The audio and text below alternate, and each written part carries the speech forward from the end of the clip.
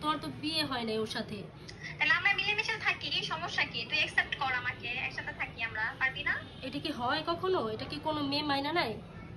মাইনা নে, তুই যেহেতু তোর হাজবেন্ডকে এত ভালোবাসতেছিস, ছাড়তেও পারতেছিস না, আমার কাছে দিতেও পারতেছিস না, তো এখন একসাথে থাকি রে। ভদ্রভাবে বলতেছি, আমি তোমার কাছে মাফ চাইতেছি। আমি গত ভিডিওতে আমি যে ভিডিও যে আপলোড করছি আমি ওটার জন্য মাফ চাইতেছি। আমি আর কোনো দিন তোমার সাথে খারাপ ব্যবহার করবো না, কিন্তু দয়া করে তুমি আমার হাজবেন্ডকে ছেড়ে দাও, দয়া করে। এত মানে এইভাবে বললেই কি ছাড়া যায়? তোরও আমি দয়া করে বলতেছি যে তুই ছেড়ে দে, আমার কাছে আমাকে দিয়ে দে। তুই দিবি? এটা কি হয়? আমার তো বাচ্চা আছে, আমার তো সংসার আছে, এটা এটা তো বোঝা উচিত। তুমি তো, তোমার তো বিয়ে হয় নাই ওর সাথে। তাহলে আমরা মিলেমিশে থাকি, সমস্যা কি? তুই অ্যাকসেপ্ট কর আমাকে, একসাথে থাকি আমরা, পারবি না? এটা কি হয় কখনো? এটা কি কোনো মেয়ে মাইনা নাই? মাইনা নে, তুই যেহেতু তোর হাজবেন্ডকে এত ভালোবাসতেছিস, ছাড়তেও পারতেছিস না, আমার কাছে দিতেও পারতেছিস না, তো এখন একসাথে থাকি রে। এটা কি হয়? আমি তোমার আমি ফোন দিছি বিশ্বাস করো, আজকে আমি তোমার সাথে কোনো ঝগড়া করতে আমি ফোন দিই না। আমি চাই, আমি মন থেকে চাইতেছি তুমি ওকে ছাইরা দাও। আমি তোমার পায়ে ধরি। আমাকে দিয়ে এখন আবার ভালো সাজতে গেছিস না? তো বাস আমাকে দেওয়া শেষ তোর, এখন আবার ভদ্র ভাষায় কথা বলতে আসছস আমার সাথে, না সমঝোতা করতে আসছস? আসলে কাউকে সম্মান দিলে সে সম্মানের যোগ্য না। আমি ফার্স্টে হচ্ছে ভদ্রভাবে বলছি, এর চাইতে ভদ্রভাবে আমার মনে হয় না কোনো মেয়ে যার সংসার ভাঙে ফেলে তার সাথে এইভাবে কথা বলে। এখনো তো ভাঙে নাই, যদি ভাঙতো তাহলে তোর জামাই আমার কাছে থাকতো। ভাঙছি তোর সংসারে, এখনো তোর জামাই তো তোর কাছেই আছে। আচ্ছা, তো টাকা পয়সার যদি লোভ থাকে তুই বল, আমি টাকা পয়সা দর করলে ম্যানেজ করে টাকা পয়সা দিব। তোর কয় লাখ টাকা হলে তুই আমার জামাই ছাড়বি বল? আমি তো জানি তুই ছেড়ে দে। বিবাহিত পুরুষের প্রতি কোনো একটা মেয়ের তখনই হচ্ছে ভালো লাগা কাজ করে যখন তার টাকার প্রতি লোভ হয়। তোর যদি এরকম মনে হয় আমি শোন, তোর টাকার প্রতি আমার কোনো লোভ নাই, তোর জামাইয়ের প্রতি লোভ আছে। তুই টাকা পয়সা রেখে দে, আরেকটা বিয়ে বস, তোর জামাইকে আমার কাছে দিয়ে দে। আমি যদি তুই চাস আমি আমার গয়না টয়না যা আছে আমি সব দিয়ে দিব, আমার টাকা পয়সা কোনো কিছু লাগবে না, তুই খালি আমার জামাইরে ছেড়ে দিবি। আমার দুইটা সন্তান আছে, আমার দুইটা বাচ্চার মুখের দিকে তাকায় তুই বাচ্চা নিয়ে টাকা পয়সা নিয়ে আরেকটা জায়গায় বিয়ে বস। এটা কি আমার বাচ্চারা কি বাবা ছাড়া হবে? তুই এটা বলতে চাস? না, ডাকবে সমস্যা নাই তো। কিভাবে ডাকবে? আমার কেউ বাচ্চা কাচ্চা কোনদিন এরকম হয়? এরকম কি কোনদিন হয়? বিয়ে বসে চলে যা।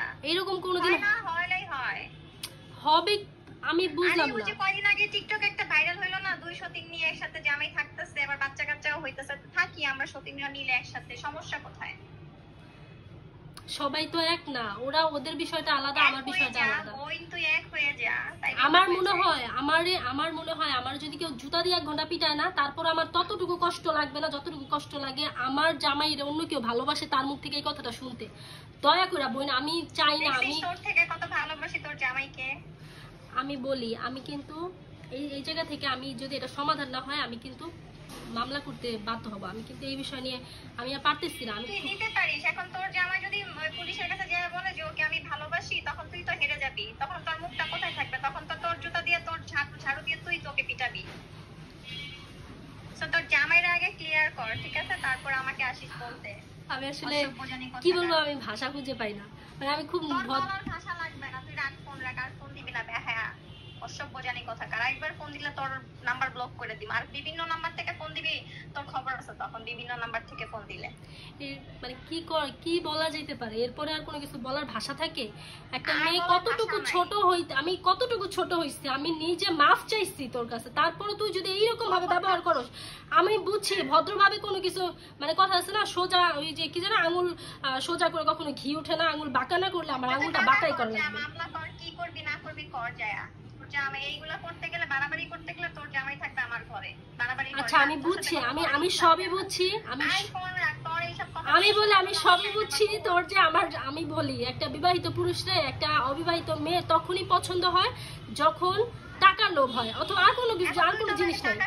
তুই টাকা নিয়ে সবকিছু ইয়ে করতেছিস, আমাকে বলতেছিস যে এগুলা তার জন্য, এগুলো তো নিতেছি না। তার মানে তোর এইগুলো তুই বোঝা উচিত যে তোর টাকা পয়সা বা তোর ইয়ের প্রতি আমার কোনো লোভ নাই, তোর জামার প্রতি লোভ আছে। হ্যাঁ, আর তুই কথা বাড়িস না বোন, তুই তোর মতো থাক। তোর যদি মনে চাই এইভাবে থাকতে আমার সাথে, এভাবে থাকবি, আর না থাকতে মন চাইলে এইভাবে চলে পড়ে মর, সমস্যা নাই। আচ্ছা ঠিক আছে, আমিও এটার ব্যবস্থা নিচ্ছি। আর তুই কিভাবে কক্সবাজার যাস আমার জামাই নিয়ে, আমি ওইটাও দেখতেছি। আচ্ছা দেখ, কদিন পরেই যাইতেছি। ছবি দেখবি, তোর ছবি পাঠাবো ইনবক্সে, ঠিক আছে? তোর এই জন্য ব্লক করতেছি না এখনো, তোকে হোয়াটসঅ্যাপে ছবি পাঠাবো, দেখিস। আসলে সি ইউ সুন, বাই। কি বলবো আমি, আমি আসলে ভাষাই খুঁজে পাই না। ঘর না ঠিক থাকলে পরের দোষ দিয়ে লাভ নেই।